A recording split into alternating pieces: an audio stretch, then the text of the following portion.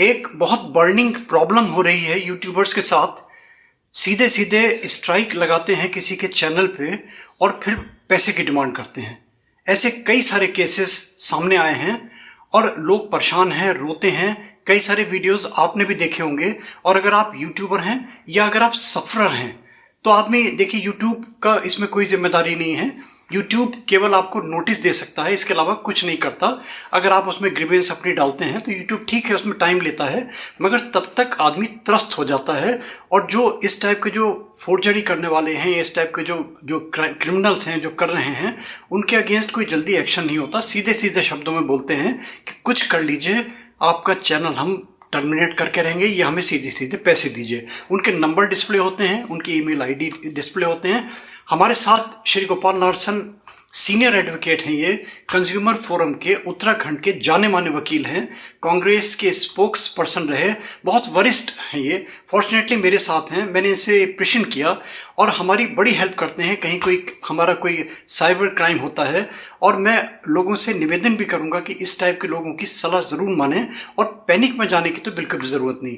तो आप क्या बताएंगे इसके विषय में? कोई अगर सफरर आपके पास आता है इनिशियली ए स्टेज से लेके, वो मान लीजिए किसी के पास नोटिस, फॉर एग्जांपल आप कहीं चैनल है, मैं आपको लेके चलता हूं और आपको यूट्यूब ने आपको उसमें स्ट्राइक दे दिया किसी के कहने पे, और कहना वही उसका पैसे की डिमांड सीधे सीधे। एक तो जेन्युइन चीज़ हुई कि आपने कहीं किसी का कॉपी, कोई अपना कंटेंट चुराया, वो तो ठीक है, जायज़ है, मगर आप बिल्कुल 100% करेक्ट हैं और उसके बाद में भी आपको उसने स्ट्राइक दे दिया, तो फिर क्या करेंगे? आपका क्या ड्यूटी बनती है कि आपको वहाँ से निजात मिले इस मुसीबत से?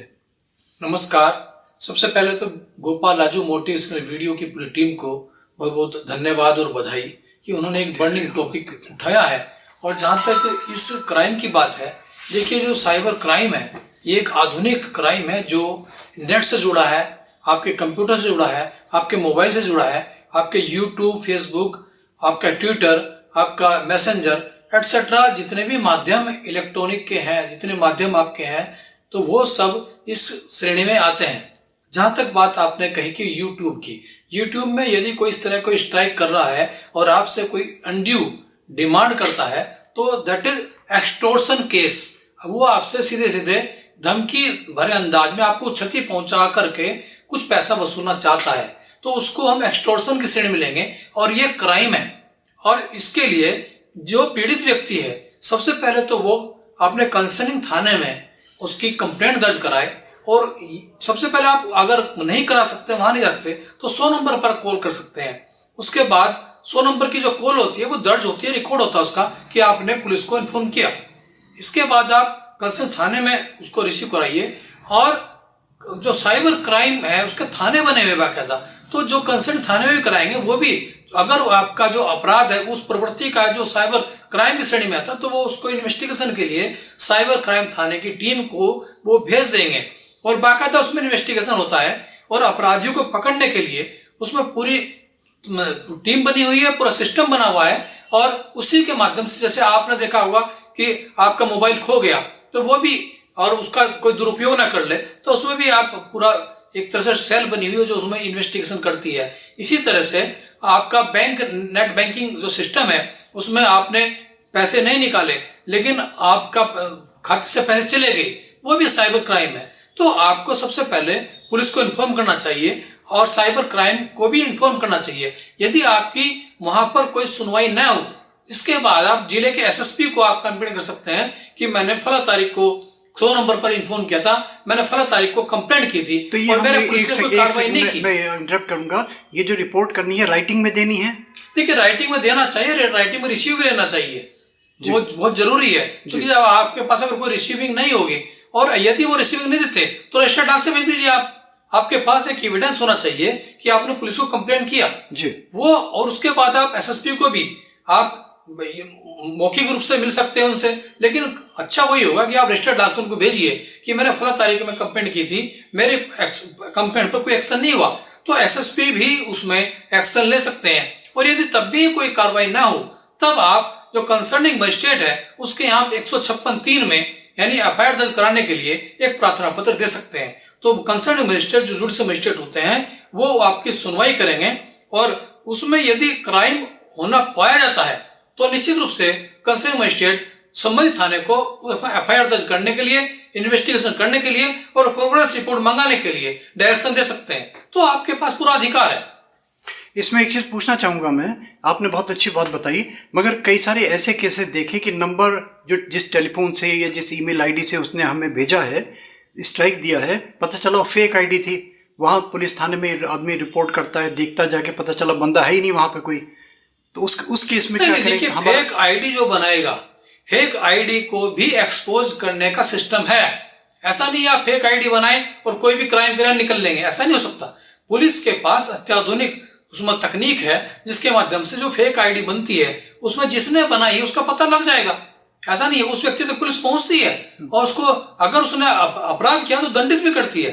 अभी सपोज कहिए आप कोई फेक आईडी बनाई और किसी को डिफेमेशन कर रहे, उसके माध्यम से आप किसी को धमकी दे रहे उसके माध्यम से आप, तो वो अपराध है। मतलब इस टाइप का छुप नहीं सकता, बिल्कुल कोई भी क्राइम छुप नहीं सकता। क्रिमिनल है अगर वो निश्चित रूप से फेक आईडी बनाए या फेक टेलीफोन नंबर ले, निश्चित रूप से पकड़ा जाएगा, ट्रेस आउट होगा वो। क्योंकि उनको भी पैनिक में आना चाहिए ना। वो तो बोल्डली कहते हैं जैसे शेर होता है ना कि हमारा कुछ भी कर लो। नहीं नहीं नहीं, ऐसा नहीं है। अब आप देख रहे हैं जितने नेट बैंकिंग है, नेट बैंकिंग जो फ्रॉड होते हैं वो क्या, वो दूर बैठे हुए कहीं के राज्य कहीं कई किलोमीटर दूर बैठे हुए अपराध करते हैं। आपके खाते से पैसे चले जाते हैं, आपका जो आधार कार्ड के माध्यम से, आपके जो एटीएम कार्ड के माध्यम से जो ये गड़बड़ होती है, जो एटीएम के माध्यम से गड़बड़ कर रही है या नेट बैंकिंग के माध्यम से गड़बड़ होती है, जो आपके खाते के पैसे उड़ाते हैं, वो लोग भी पकड़े जाते हैं। वो कैसे पकड़े जाएंगे? वो इसी के माध्यम पकड़े जो उन्होंने फेक आईडी बनाई, उन्होंने कॉल किया, वो सब ट्रेस आउट हो जाता है। जैसे पुलिस में आपने साइबर क्राइम कहाँ है? साइबर क्राइम जैसे मैं उत्तराखंड में देहरादून के अंदर साइबर क्राइम थाना है। हाँ, तो मतलब ऑल ओवर इंडिया हर जगह है, हर डिस्ट्रिक्ट में। हाँ, हर डिस्ट्रिक्ट में। तो ये इसके भी थ्रू हमें थाना ही जाना पड़ेगा। देखिए थ्रू पुलिस जाना पड़ेगा। अगर आप कंसर्न थाने में एफआईआर दर्ज कराएंगे, आप थाने में कंप्लेंट देंगे, अगर वो साइबर क्राइम से संबंधित है तो सो मोटो जो पुलिस है, जो थाना है, वो उसको वहां ट्रांसफर कर देंगे। जो इन्वेस्टिगेशन है वो साइबर क्राइम पुलिस ही करेगी। इसमें पैसा भी लगता है कुछ? नहीं, कोई पैसा नहीं है। देखिए ये पुलिस की सेवा है और पुलिस में कोई भी किसी तरह का कोई शुल्क है ही नहीं है। मान लीजिए पुलिस ने भी नहीं सुना, हमें सूट फाइल करना है उसके अगेंस्ट, नहीं तो मैं बताया ना, वकील हायर मैंने निवेदन किया आपको 156(3) में आप एफआईआर करा सकते हो। अच्छा, वहां जा सकते हो। हाँ। और अगर सपोज करो 156(3) भी आपकी रिजेक्ट हो जाती है, कंसर्निंग जुडिशियल मजिस्ट्रेट ये नहीं समझते कि क्राइम हुआ और आप समझते हो क्राइम हुआ और आपका ऑर्डर अच्छा नहीं हुआ, तब आप उसके खिलाफ रिवीजन कर सकते हो टीचर्स के यहाँ। इसका मतलब पैनिक में जाने की जरूरत नहीं है। बिल्कुल नहीं, आपका अधिकार है, हमारा न्याय मांगना आपका अधिकार है। और शोषण को जो सहन करता है वो तो अपने आप में भी अपराध है। फिर फाइनली हमें थाना या कोर्ट हमें रिपोर्ट देगी, वो रिपोर्ट हम यूट्यूब को सबमिट करेंगे। यूट्यूब हमारा चैनल अगर मान लीजिए टर्मिनेट कर देता है तो रेस्टोर होगा, वो रिस्टोर करेगा। बिल्कुल होगा, करना पड़ेगा उसको रिस्टोर। बिल्कुल होगा। देखिए अगर कोई गलत तरीके से मतलब अनलीगल या अनड्यू प्रेशर बना करके कोई इस तरह का कोई हमें नुकसान पहुंचाता है, उसके खिलाफ तो प्रोटेक्ट करना ही पड़ेगा आपको। और आप न्याय के लिए जाइए और दरवाजे खुले हुए हैं बाकायदा, और इसमें कोई खर्च नहीं है ज्यादा। आप देखिए कोई रसीद नहीं कटती, कोई चंदा नहीं, कोई कुछ नहीं है। पुलिस तो आपकी सेवा कर रही है। राइट है हमारा। नहीं, बहुत बहुत धन्यवाद आपका। मैं समझता हूँ कि जो जितने इस टाइप के लोग हैं जिन्होंने इस टाइप के क्राइम करे हैं या जो सफरर्स, सबसे पहले पुलिस पर विश्वास रखिए आप। विश्वास रखें, बिल्कुल ठीक है, बहुत अच्छा बताया।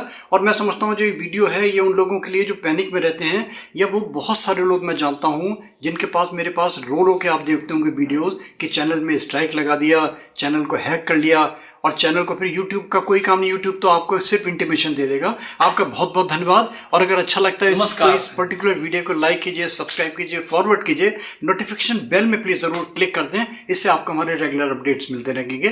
थैंक यू, बहुत बहुत धन्यवाद आपका, बहुत अच्छी आपने इन्फॉर्मेशन दी।